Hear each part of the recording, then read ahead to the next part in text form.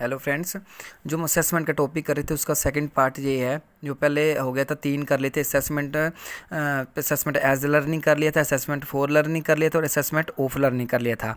वो तीनों पेपर में पूछ लेते हैं, बट इतना ये इंपॉर्टेंट नहीं है, फिर भी हम कर लेते हैं। असेसमेंट इन लर्निंग कौन सा होता है, हमें पता नहीं चलता कि हमारा असेसमेंट हो गया, उसको क्या कहते हैं, असेसमेंट इन लर्निंग।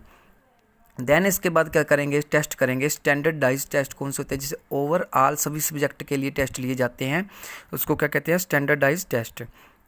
आगे है नॉन स्टैंडर्डाइज टेस्ट कौन से होते हैं, जिसमें सिंगल टेस्ट होते हैं, उसको नॉन स्टैंडर्डाइज टेस्ट कहते हैं।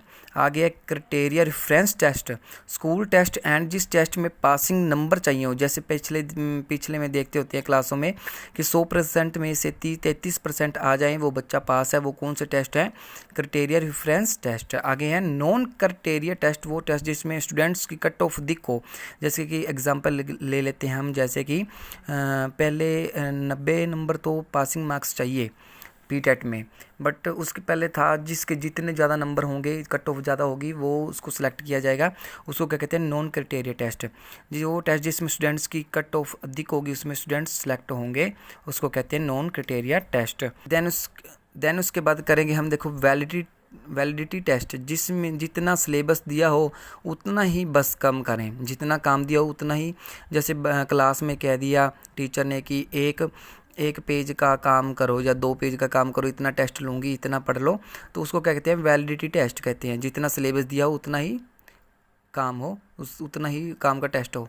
आगे है रिलेबिलिटी टेस्ट, जिसमें MCQs टेस्ट में जिसमें आ जाएं जो मेन पॉइंट हो, जो पूरी कहानी का सार नहीं होता, जिसमें कुछ कुछ पॉइंट होते हैं, कुछ पॉइंटों के टेस्ट लिए जाते हैं, उसको कहते हैं रिलेबिलिटी टेस्ट कहते हैं।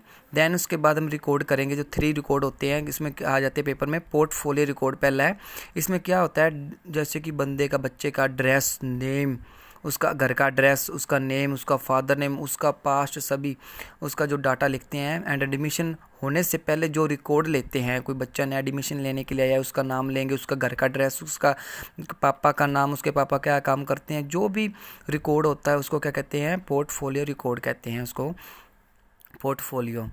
और गया है कम्यूलेटिव रिकॉर्ड, इसमें ऑल ओवर एक्टिविटीज़ आ जाती है, स्टूडेंट की सारी क्रिया इसमें शामिल होगी, इसको खेलना, कूदना, पढ़ना, उसको जो भी एक्टिविटी करता है स्कूल में, सब कुछ जो उसको करता है उसको कहते हैं cumulative record. All over activities, students की सारी क्रिया इसमें शामिल होंगी।